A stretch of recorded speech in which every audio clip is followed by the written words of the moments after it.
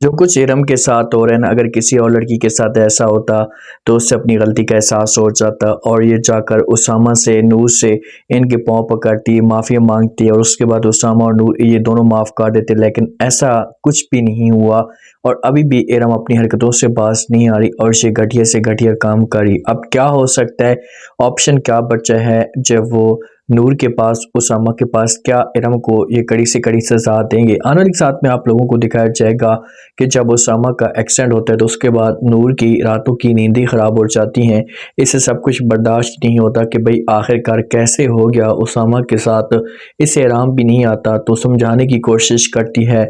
जहाँ पर जब वो उसामा की माँ उसामा के पास जब जाती है, जाकर बैठ जाती है, उसामा को इस हालत में परेशान देखी तो ये भी बहुत ज़्यादा परेशान हो जाती है। उसामा की हालत स्टेबल होती है तो उसके बाद उसामा जब वो नूर को कहता है कि आप चली जाएँ यहाँ से, मैं यहाँ पर कुछ टाइम के लिए रुकूंगा, सर जब मेरी हालत ठीक होगी तो मैं आ जाऊँगा, आप घर में जब वो आपका वालिद अकेला होगा। जब नूर ये बात सुनती है तो साफ अल्फाज में इनकार कर देती है। उसामा को इससे कहती कि देखिए उसामा, मैं आपको यहाँ से लिए बगैर नहीं जाऊँगी, मैं आपको अपने साथ ही लेकर जाऊँगी और प्लीज़ आपने कुछ भी ऐसा नहीं बोलना।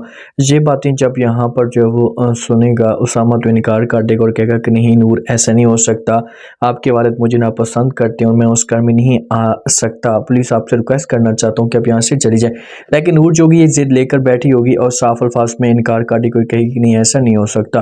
अब इरम के पीछे वो बंदा पड़ा होता है जो इरम ने और इरम की माँ ने थप्पड़ मारे थे। तो जब उसके पीछे आता है तो इरम को ज़बरदस्ती रक्शे से उतार लेता है, अपने कंट्रोल में कर लेता है और इरम को ब्लैकमेल करने की कोशिश करता है कि भाई अगर आपने मेरी बात ना मानी तो आपके साथ ये सब कुछ हो सकता है। तो जब गाड़ी के सामने इरम आती है तो अलिशबा की गाड़ी हो सकती है। अलिशबा जब गाड़ी से बाहर उतरती है, किसी भी तरीके से उस बंदे से जान छुड़वाती है, उसको मार भी सकती है और इरम से सब कुछ पूछती है तो इरम जो वो कहानी सबको बता देती है और वो बंदा भी बताता है कि भाई इसने और इसकी माँ ने मुझसे पैसे लिए और जब मैं इनसे लेने के लिए आया तो ये घर से भाग गए थे। लेकिन अलिशबा किसी भी तरीके से हैंडल करती है और इरम को समझाती है और कहती कि इतना सब कुछ हो चुका था तो आपका हक बनता था कि आप मुझे तो बताती, मेरे साथ शेयर तो करती, लेकिन आपने मुझे कुछ भी नहीं बताया। ये इरम को अपनी गाड़ी में बैठाएगी और जब इसे अपनी गाड़ी में बैठाएगी तो उसके बाद इसे लेकर चली जाएगी। जब घर में लेकर आएगी ना तो इरम परेशान सी होगी। माँ जब इरम को इस हालत में देखेगी तो अपसेट हो जाएगी, इरम से पूछने की कोशिश करेगी भाई क्या हुआ, आप इतनी उदास, इतनी परेशान किस वजह से लग रही है। तो इरम किसी किस्म की कोई बहस नहीं करेगी अपनी माँ के साथ और अपने कमरे में जाएगी। जब इसकी हालत मज़ीद ख़राब होगी, साथ में अलिशबा भी हो सकती है, तो जो माँ पूछेगी तो इरम जोगी से फ़ौरन अपनी माँ को सब कुछ बता देगी कि भाई मैं नूर और उसामा को जो वो बर्बाद करना चाहती हूँ, इससे अपने भाई का बदला लेना चाहती हूँ क्योंकि इन्होंने मेरे भाई को मारा।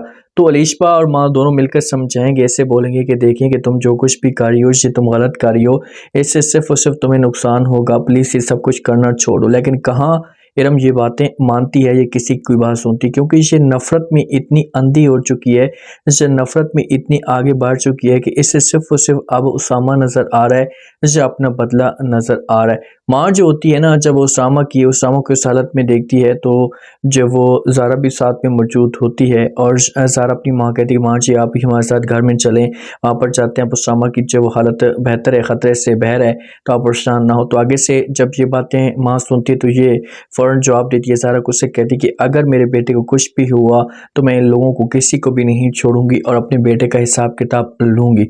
तो आगे से जब ये अल्फाज सुनेगी यहाँ पर, जब वो ज़ारा तो अपनी माँ को बोलेगी कि वो सब कुछ ठीक है लेकिन फ़िलहाल आप ऐसा मत करें, अगर आप मज़ीद शोर मचाने की कोशिश करेंगे, कुछ भी ऐसा करेंगे तो मामला जो है वो और भी ज़्यादा ख़राब हो सकते हैं। तो मामला जो होगा ये ज़ारा हैंडल कर लेगी, लेकिन माँ को गुस्सा होता है इरम के ऊपर, इरम की माँ के ऊपर कि भाई उसामा के साथ इन दोनों की वजह से हुआ है। क्योंकि ज़ारा के बारे में तो ये अच्छी सोच रख रही है, ज़ारा के बारे में तो इसकी सोच मुकम्मल तौर पर चेंज हो चुकी है कि भाई ज़ारा गलत नहीं थी, ज़ारा ठीक थी। अलिशबा अपनी हरकतों से सुधर चुकी है और इसने अपने आप को मुकम्मल तौर पर चेंज कर लिया है।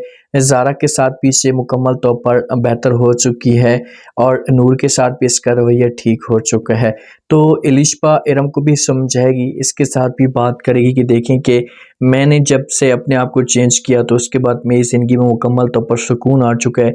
तो आप भी इसी तरीके से अपने आप को चेंज करें तो मैं आपको यकीन के साथ कहती हूँ कि आपकी ज़िंदगी में भी सुकून आएगा और आपको किसी किस्म की कोई भी टेंशन नहीं होगी। आप देखते हैं कि आगे से क्या इरम इसकी बातें मानती है या फिर से कोई गलत कदम उठाने की कोशिश करेगी, क्योंकि इरा फिलहाल नफरत की आग में डूबी हुई है और ये अपना एक ही काम करी कि बस मैंने बदला लेना है, मैंने चाहे वो उसामा को और नूर को बर्बाद करना।